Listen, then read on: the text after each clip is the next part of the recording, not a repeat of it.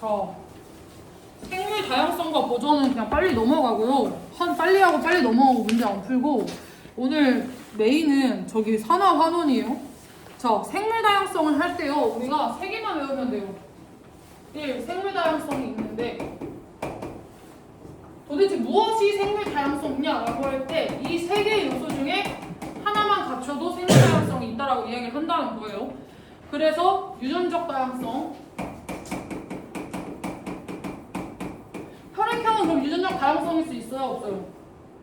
혈액형은 유전적 다양성일 수 있죠. 그 다음 종다양성, 생태계 다양성이에요. 자, 가장 큰 범위가 뭘까? 이 3개 중에 가장 큰 범위. 생태계에서 다 포함하고 있는 거죠. 뭐 토끼도 포함할 수 있고 풀도 포함할 수 있고 이렇기 때문에 점점 커지는 거예요. 얘는 같은 인간이라는 종 안에서도 A, B, O형이 있었던 것처럼 유전적 다양성이 가장 작은 거예요. 유전적 다양성이 가장 작고 그 다음에 인간종이라는 한 가지 종을 포함할 수 있는 거고 그 다음이 인간도 포함하고 나무도 포함하고 풀도 포함하는 유전적 다양성이 있을 수 있는 거예요. 자,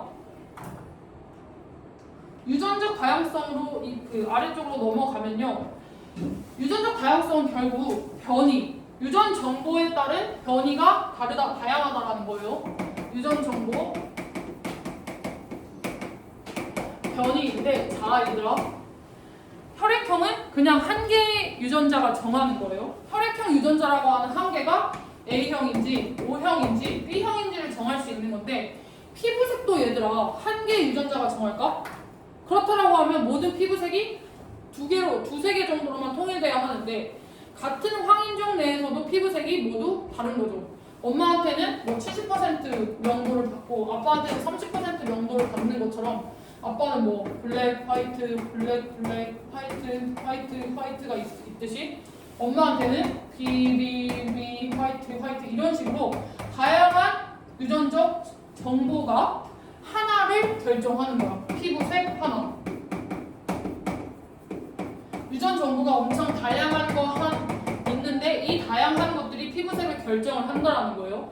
그러면 다양한 것이 한 개의 형질을 결정할수록 오히려 유전적 다양성이 커지는 거지. 피부색이라는 한 개의 형질을 너무 많은 다양한 것을 가질 수 있는 거지. 많이 까만 애와 많이 하얀 애로 나뉠 수 있으니까. 그럼 이 사이가 또 비워져 있느냐? 아닌 거죠. 이 사이도 다 채워져 있는 거죠. 그래서 이거를 어떻게 말을 하고 있냐라고 하면 하나의 형질을 결정하는 유전자가 다양할수록 변이가 다양하다. 그래서 유전적 다양성이 높단데요. 이 예시로 들면 하나의 형질이 뭐예요? 형질이라는 피부색이라는 형질을 결정하는 유전자가 다양할수록 변이도 다양하다. 이렇게 가져야 돼요. 피부색이라는 형질을 결정하는 유전자가 다양할수록 변이도 다양하다라고 하는 게, 자, 혈액형만 간다라고 치면 혈액형이 A5예요. 혈액형이 A5예요. 혈액형이라는 형질이에요. 단순하죠. 위에도 혈액형을 결정하는 건 유전자 몇 개밖에 없어요. 하나, 둘밖에 없는 거죠. 그래서 여기가 A였고 A5였어요. 이렇게 해서 하나 O형 받고 A형을 받으면 우리가 알고 있는 그 변이도 뭐밖에 없다는 거예요. 알고 있는 변이는 A형, B형, O형, AB형이라는 변이. 좀 자세히 나타나면 AA, AO, BO, BB, OO, AV라는 하나, 둘, 셋, 넷, 다 6개의 변이밖에 없다라는 거죠. 그런데 이 사이에 있는 변이는 잴 수 있습니까? 개수를 셀 수 있습니까? 없습니까? 당장 우리 이 안에 있는 모든 사람의 피부색도 다 달라요. 그리하여 이 유전적 다양성의 특징을 나타낸 거고요. 근데 유전적 다양성이 높은 게 왜 좋을까? 똑같이 극한의 환경에 처해졌어. 근데 모두가 같은 유전자를 가졌어. 그럼 어떻게 돼요? 다 같이 죽거나 다 같이 살거나 하는 거죠. 그럼 다 같이 죽을 가능성이 높아지면 살아남는 개체가 더 줄어들 가능성도 높아지는 거죠. 그렇기 때문에 유전적 다양성이 많아야 뭐가 살아남을지 모른다는 거예요. 자연에서는 뭐가 살아남을지 모르니까 유전적 다양성이 굉장히 높아야 개체가 존재할 가능성도 높아진다라는 거예요. 자, 유전적 다양성의 중요성에 바나나 예시 있어요. 우리가 먹는 거는요, 씨가 없는 바나나예요. 그런데 우리가 바나나를 평생 씨가 없는 애랑 계속 재배를 했어.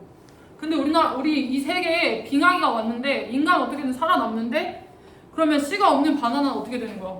다 같이 깨꼬닥 하는 거죠. 그리하여 우리가 유전자 연구를 계속해야 하는 이유가 뭘까? 계속 변화하는 환경에서 살아남는 다양한 유전자들을 많이 만들어 놔야 된다는 거예요. 다양한 유전자들을 많이 만드는 게 유전적 다양성이 커지는 거죠. 자, 다음 종다양성.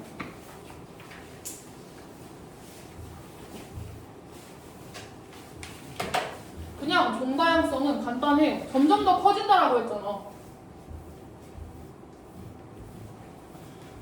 한 서식지예요. 똑같은 서식지에 A라는 종, B 하나, B 하나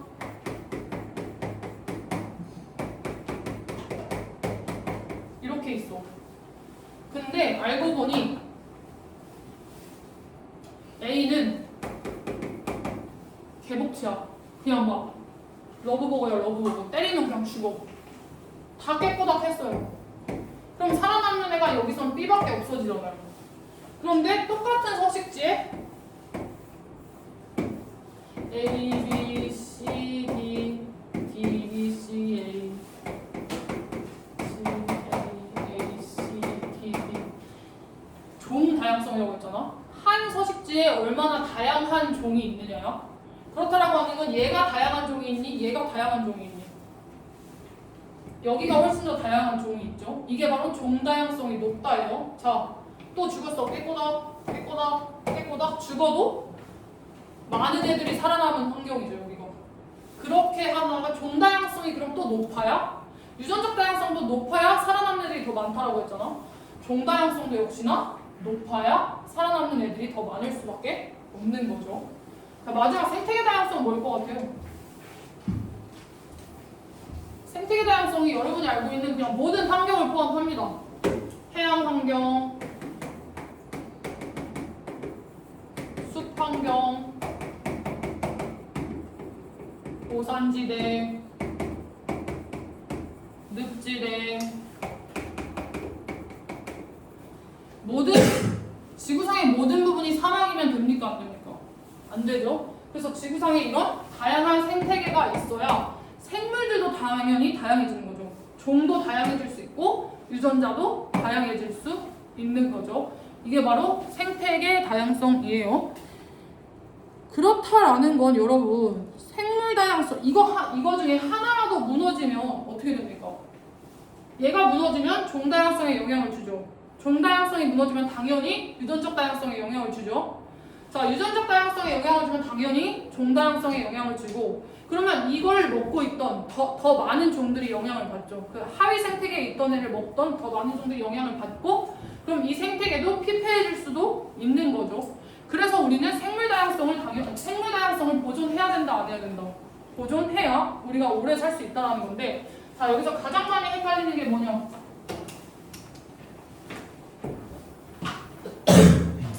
레알 살아있는 것만 생물 다양성이라고 생각하면 안 돼요. 생물 다양성에 생태계 다양성도 포함되는 거예요. 살아있는 것뿐만 아니라 유전자, 종, 생태계 제일 큰 게 생물 다양성인 거예요. 그렇게 알고 넘어가시면 됩니다. 그렇게 하면요. 넘겨보세요. 넘겨서요. 34페이지는 한번 읽어보십시오. 너희들은 고등학생이니까 5분만에 읽을 수 있을 거야.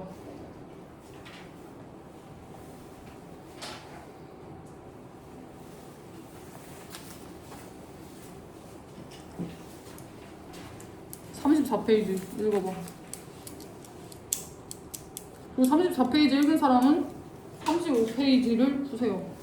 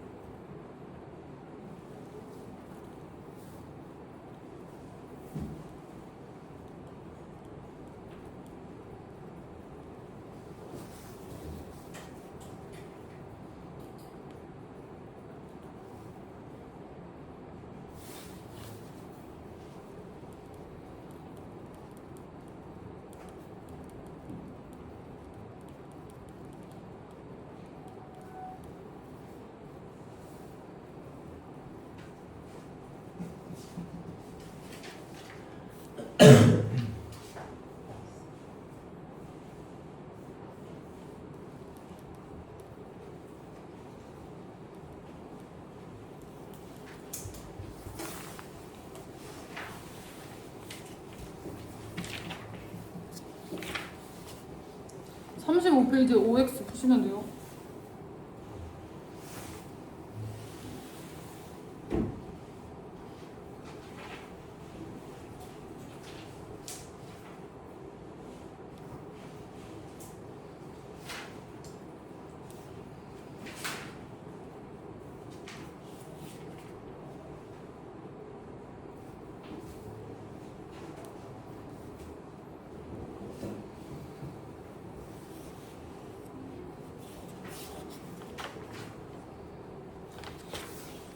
그냥 당연한 얘기를 계속해서 해요. 여기서는 환경 보호를 해야 하고 그래야 유전자 다양성이 보존되고 종 다양성이 또 보존되고.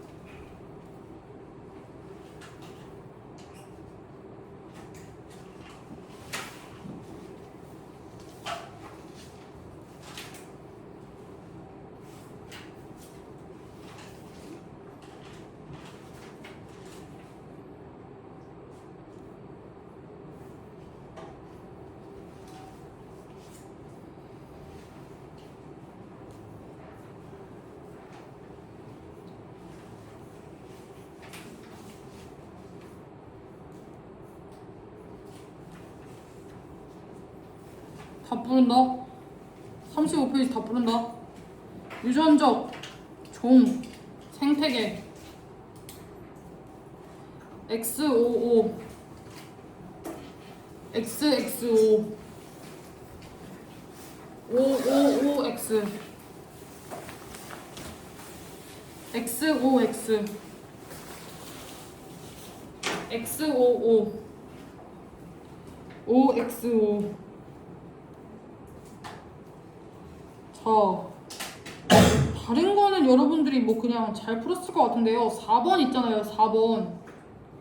결국 식물종 어떤 종류가 분포하느냐를 보면 되는 거라서 가는 나보다 종다양성이 높은 게 아니라 가와 나의 종다양성은 어떻습니까? 똑같은 걸로 푸셔야 합니다.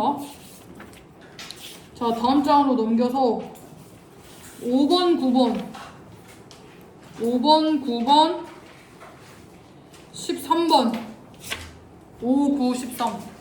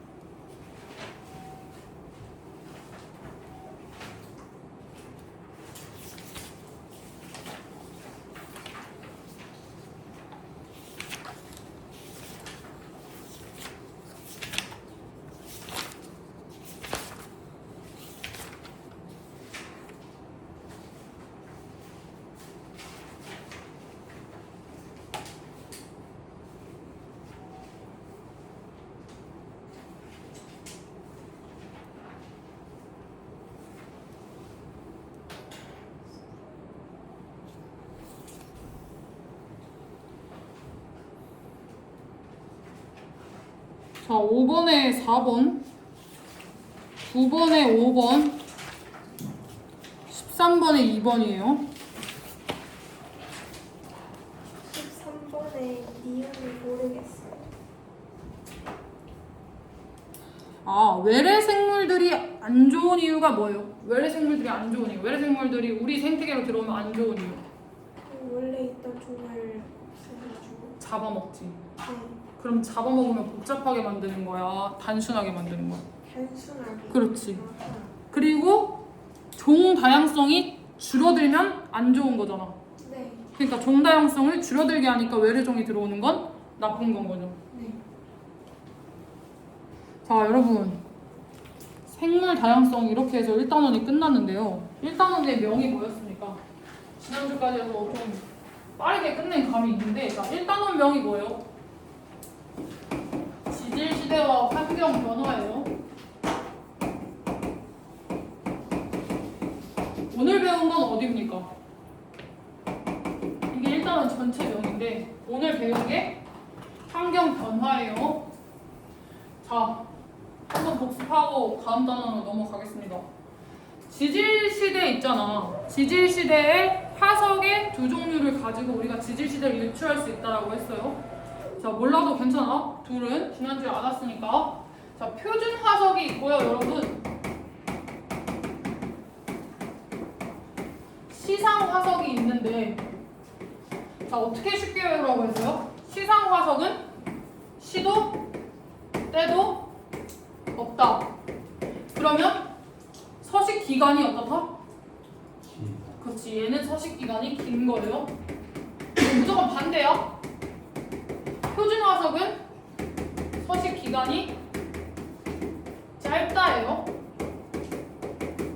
자, 서식 기간이 긴 대신 시상 화석은 특정 환경을 알 수 있어야 돼. 그 지역의 날씨 이런 것들이라도 알 수 있어야 돼. 대신 오래 살고 날씨의 그 부분에 날씨는 비슷했다라고 해서 서식 기간은 길고 뭐는 짧습니까? 짧은 게 아니라 작다. 분포 면적이 작아요. 얘는 분포 면적이 커요. 자, 시상 화석의 대표적 예시 하나만 알려주세요. 기억나는 거. 그렇죠, 잘했어요. 자, 고사리는 무슨 환경? 오래 살았어. 고사리는 고생대 때부터 지금까지도 계속 살고 있어. 고사리는 고생대 때부터 지금까지도 계속 사니까 서식 기간이 길어요. 대신 무슨 환경에서만 자랄 수 있어? 그렇지. 덥고 습한 뭐까지 가져야 돼? 땅이야 바다야? 덥고 습한 육지까지도 가주셔야 해요. 자, 그럼 표준 화석의 대표적 예시가 특정 시기만 사는 거야. 특정 시기만 살고 있는 화석 중에 우리가 제일 대표적인 예시 뭐가 있을까? 공룡 화석인 거예요. 공룡은 언제만 살았으니까? 중생대에만 살았으니까. 그래서 이게 공룡 화석이 되는 거예요. 그렇게 해서 우리가 지질시대의 다양한 환경을 알 수 있는데, 자, 고생대, 중생대, 신생대로 나뉘는데 우리는 지금 신생대에 살고 있어요. 고생대, 중생대, 신생대. 진짜 이 정도로 비율이 불공평한 비율을 가지고 있고, 심지어 이전 시대는 더더욱 길죠. 이전 시대 이름이 뭐였어? 선캄브리아예요. 여기에서 캄브리아 시대로 시작을 하기 때문에 선캄브리아예요. 앞선 선캄브리아 시대예요. 이거 암기라서 얘들아 한 번 더 하고 넘어가는 거야. 자, 선캄브리아 시대의 특징이 뭐가 있었어요? 이름 어려운 거 2개야.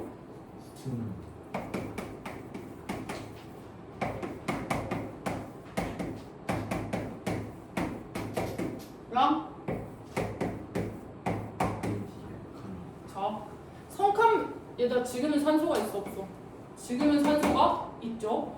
이때는 땅에 산소가 없었어. 땅에 산소가 없었다라는 건 땅에 생물이 살 수 있다 없다? 땅에는 생물이 못 살아요. 그래서 다 해양 생물이에요. 스트로마, 톨라이트예요. 그리고 에리아, 카라, 동물군인데, 지난주에 뭐 외워달라고 했어? 단세포 생물이에요? 다세포 생물이에요? 다세포 생물군이에요. 자, 광합성은 어디서부터 시작? 스트로마톨라이트부터 시작, 에디아카라 동물군부터 시작. 스트로마톨라이트부터 광합성이 시작이 돼요. 자, 우리 중학교 때 배웠기 때문에 할 수 있어요. 광합성이 시작되면 뭐를 내뿜습니까? 산소를 내뿜죠. 그러면 이때부터 계속해서 산소를 축적을 했다라는 거죠. 그리하여 고생대 시기로 넘어온 거예요. 자, 고생대 시기에 아직 땅에 생물이 살 수 있어 없어? 없으면 뭐 먼저 등장을 해야 될까? 무슨 류? 어류 먼저 등장을 해야죠. 어류도 결국 여기서 산소를 뿜어줬기 때문에 어류가 등장을 할 수 있었던 거야. 자, 어류 다음에 자, 땅에서도 살고 물에서도 살 수 있는 애가 뭐예요? 개구리. 개구리가 양서류예요. 양서류 다음에 뭐 등장합니까? 파충류가 등장합니다. 그런데 이때까지 아직 포유류는 등장해요 못해요? 못해요. 이건 동물의 등장 순서예요. 동물. 자, 식물 뭐부터 등장합니까? 그렇지. 양치식물이 고사리야. 알아야 돼. 양치식물 고사리 먼저 등장을 해요. 자, 고사리 다음 뭐 등장합니까? 거치식물이 선이에요. 거치식물이 먼저 등장을 할 거예요. 자, 거치식물 등장을 하고 나서 이거 말고도 선생님이 반드시 외워줘라 라고 했던 예시. 고생대에 혼자 살고 있는 삼엽충이 있어요. 삼엽충 지금 있습니까? 없습니까? 삼엽충 지금 있습니까? 없습니까? 없죠. 그러면 자, 삼엽충은 표준 화석일까? 시상 화석일까? 지금은 없어. 표준 화석. 그렇지. 삼엽충은 표준 화석이 돼야 되는 거죠. 어떤 특정 시기에만 살았으니까 특정 시기에만 산 표준 화석이 돼야 되고, 자, 고사리는 그때부터 지금까지 계속 시도 때도 없이 사니까 시상 화석이 돼야 되는 거예요. 자, 그런데 얘들아 항상 순서가 있어요. 어류는 굉장히 고생대 초반에 나왔기 때문에 고생대 중반 후반에도 번성을 했어요. 번성을 해야 화석으로 등장을 해요. 그렇다라는 건 파충류는 번성을 했을까 안 했을까? 굉장히 후반기에 등장했기 때문에 고생대 화석은 파충류는 고생대 화석이다라고 하면 물론 있을 수는 있겠지만 주로 중생대 화석이에요. 나중에 번성을 해야 되는 거니까. 자, 중생대 그 다음 중생대 특징 중에 자, 동물 식물 특징이 있는데요. 땅의 특징도 있죠. 고생대 중에 땅의 특징 뭐예요? 땅 특징. 탄계화 배웠어 안 배웠어? 1학년 때. 배웠어. 탄계화가 형성됩니다. 그러면 환경이 바뀌는 거야 안 바뀌는 거야? 환경이 많이 바뀌는 거죠. 그러니까 원래 떨어져 있었다가 다시 붙은 게 고생대 말이라는 거야.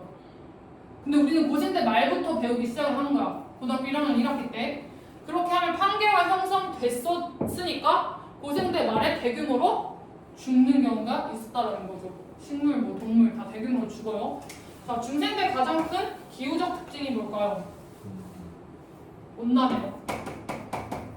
빙하기가 없어요. 근데 많이 착각해요. 빙하기 있을 거라고. 왜? 공룡이 죽어가지고 빙하기 없을 거라 착각하는데 빙하기 있을 거라 착각하는데 빙하기가 유일하게 없는 타이밍이에요. 그러면 이때 말고는 빙하기가 다 있었다예요. 이때 말고 빙하기가 다 있었다. 자, 공룡이 가장 큰 특징이고요. 공룡 포유류가 하면 안 된다 얘들아. 공룡은 털이 없어요 여러분. 공룡은 포유류가 아니에요. 그냥 공룡이에요. 자, 그렇게 되면 자, 거시식물은 이때 등장을 한 거야. 등장을 했으니까 거시식물이 번성한 게 언제야? 오히려 중생대 때 거시식물이 번성을 해요. 그리고 뭐는 등장할까? 거시식물 다음 등장하는 식물은 속시식물이 등장까지만 합니다. 그리고 여기가 제일 특징적인 그 화석들이 많죠. 뭐가 있을까? 암모나이트,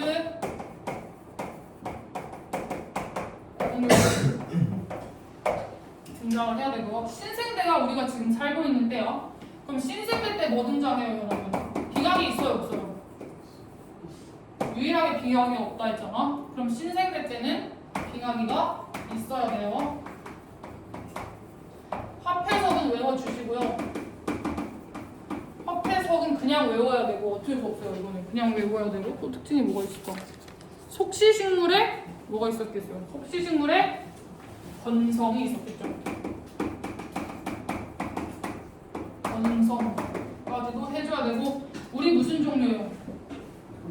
우리 포유류죠. 그래서 포유류, 매머드, 잠모스 이런 애들이 등장을 하게 되는 거예요. 자, 원시 포유류는 나오나? 중생대에 나오나?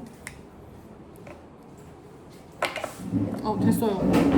그렇게 하여 우리가 인류의 조상이 되었고요. 복습은 여기까지 하고 조금 많은데 산화환원을 좀 빨리 들어가고 싶었어 선생님. 산화환원으로 들어가겠습니다. 그 전에 앞서 숙제 좀 부를게요. 숙제.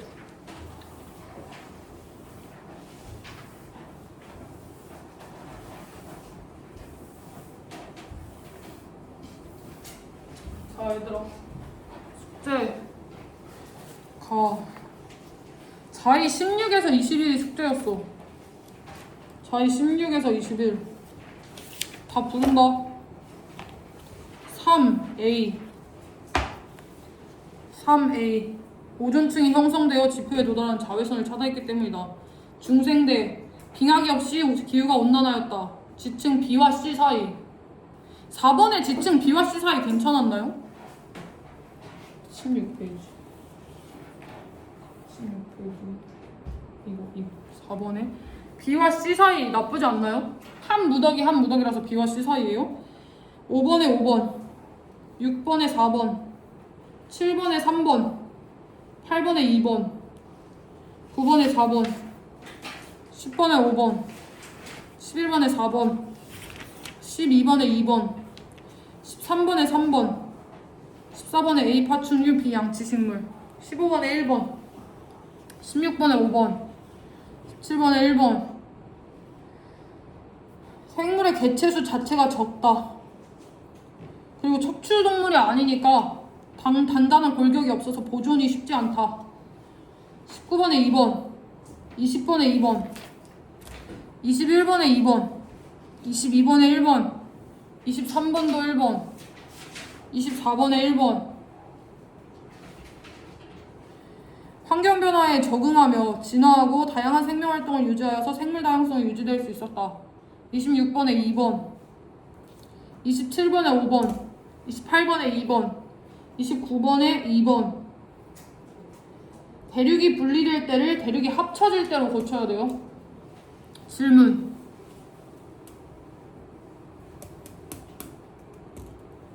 질문해줘 얘들아. 그래야 같이 몇 개 뭐 풀어줄 거 아니야.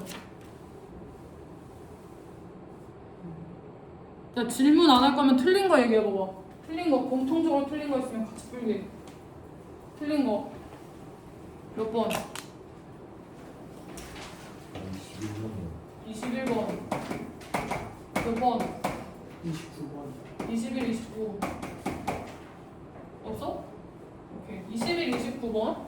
21번 먼저 볼게요. 아, 미안하다. 잠깐만. 자, 21번에 삼엽충이 멸종한 시기가 언제예요? 고생대 말이죠. 아, 고생대 말이니까 삼엽충이 멸종한 시기는 C여야 되고요. C 시기에 해양생물과의 수가 감소한 까닭은 판게알 형성과 관련이 있죠. 그리고 D와 E 사이에 화폐석이 변성했다. D와 E 사이가 언젠데? 중생대죠. D와 E 사이는. 화폐석 언제 변성이에요? 외워야 돼. 이거 무조건 외워야 돼. 화폐석은 무조건 신생대기 때문에 답이 니은이 돼야 돼요. 자, 29번. 29번. 29번? 자, 멸종한 해양 생물과의 수는 A보다 B에서 많다. 딱 봐도 언제가 많아요, 여러분? 딱 봐도 A가 많죠? 그래서 기억 안 되고요. 판게알 형성은 A에 영향을 주었다. 맞아요, 아니에요?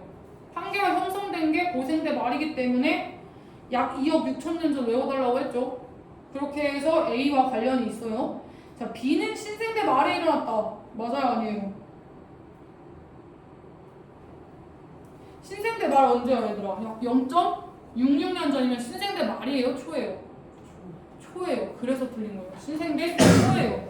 0.66년은 신생대가 맞아요. 그런데 중생대 말이었다라고 하면 맞는데요. 이거는 신생대 말이라고 얘기했죠. 중생대 말 혹은 신생대 초라고 했었어야 돼요. 29번. 그래서 틀린 거예요. 자, 선생님이 싫어하는 단어를 시작하겠습니다. 숙제는 여기 당연히 해오셔야겠죠. 27부터 사실 그 생물다양성 보존은 선생님이 뭐 더 설명할 게 없고요. 산화와 환원으로 와봅시다, 여러분. 산화와 환원을 한 번이라도 들어본 적이 있다.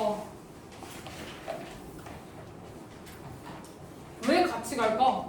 무슨 약간 광합성과 호흡이 같이 가듯이 산화와 환원은 항상 함께 가요. 환원.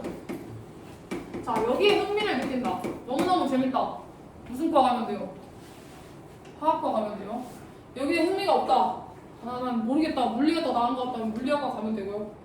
근데 저는 재능이 없었던 것 같아요. 자, 산화인데 산화가 어떤 원소와 관련이 있을까? 산소와 관련이 있어요. 환원도 그러면 산소와 관련이 있는데 둘이 늘상 역과정이라고 생각을 해주셔야 돼요. 자, 지구의 생명과 역사를 바꾼 화학 반응부터 할 건데요.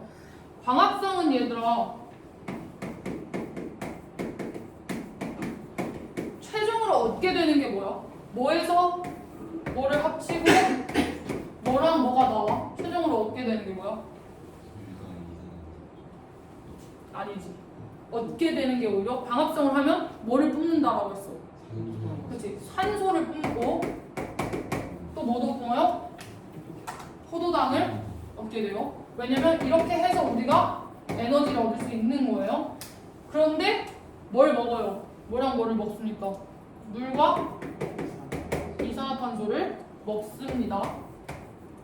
자, 이런 광합성의 과정이 있는가 하면 자, 빛에너지 필수예요. 그래서 광합성은 낮에 일어난다, 밤에 일어난다. 낮에 일어난다. 자, 광합성과 호흡이 같이 가는 이유가 뭐라고 했어요? 역과정이기 때문에 같이 가요. 호흡은 도리어 산소와 포도당을 이용해서 물과 이산화탄소를 토해내는 거죠. 그래서 과거에 무슨 이야기가 있었냐면 그 여름에 나무 아래에서 산에 있는 나무 아래에서 자면 죽는다라는 얘기가 있었어요. 왜 그런 얘기가 있었을까? 호흡은 언제 일어나요? 밤에 일어나죠. 나무는 그러면 밤에 뭘 뿜어내는 거예요? 이산화탄소를 뿜어내는 거죠. 그래서 나무 아래에서 밤에 자면 이산화탄소를 다 먹어가지고 산소가 없으니까 죽는다라는 얘기가 있었는데요. 실제로 죽겠습니까? 실제로 죽지는 않아요, 여러분. 그냥 밤에 산에 가지 말라고 한 얘기예요. 그렇게 해서 광합성과 산소가 우리 삶을 바꿀 수 있었던 이유가 뭐예요? 광합성과 산소가 우리 삶을 바꿀 수 있었던 이유. 에너지를 만들 뿐 아니라 오존층을 형성을 해줬죠. 광합성이 없었다면 우리가 숨을 쉴 수가 없는 거죠. 그리하여 원시 대기의 조성. 원래는 지구에 산소가 있었다 없었다. 있기는 있었지. 그런데 너무 적었다라는 거예요. 그래서 원시 대기에는 수증기가 제일 많았어요. 그런데 뭐가 출현해요? 원시 대기가 조성돼. 그 다음에 광합성 생물이 출현을 하는 거예요. 그게 아까 뭐였어요, 얘들아? 잠깐만. 제일 먼저 등장한 광합성 생물이 뭐였어? 이름 이상한? 그렇지, 스트로나 톨라이트였던 거죠. 톨라이트가 등장을 했고요. 이로 인해서 원시 대기의 조성이 변한 거예요. 뭐가 출현했다라는 거예요? 산소가 등장을 한 거죠. 그러면서 오존층이 형성되고요. 또 뭐도 등장해요? 산소 호흡을 하는 생물도 등장을 하는 거예요. 그렇게 하게 되면 무슨 생물이 등장해요? 육상 생물이 등장하게 되는 거죠. 육상 생물, 어디 사는 생물? 땅에 사는 생물들이 등장을 하게 되는 거예요. 이게 바로 뭐가 우리 지구에 미친 영향? 광합성이 우리 지구에 미친 영향이에요. 자, 산화 환원 반응을 하기 전에요. 우리가 산화 환원 반응을 하기 전에 우리 인생을 바꾼, 우리의 삶을 바꾼 화학 과정을 여러 개 배우는 거예요. 그래서 처음에 나오는 게요, 철의 재련이에요. 철의 재련. 철의 재련. 철의 재련이면 어디서부터 시작되겠니, 얘들아? 구석기, 신석기가 아니라 철기부터 시작이 되는 거죠. 그래서 철의 재련인데요. 원래는 이제 재련을 못했을 때는 무슨 철이었어? 그냥 철이 아니고요. 산화철이었어요. 산화철 무슨 색일 것 같아, 얘들아? 붉은색이에요. 산화 반응을 했기 때문에. 그리고 공기, 일산화탄소라는 게 있었어요. 그럼 재련을 하면 얘들아, 우리는 뭐만 얻어내고 싶은 거야? 뭐만 뽑아내고 싶어?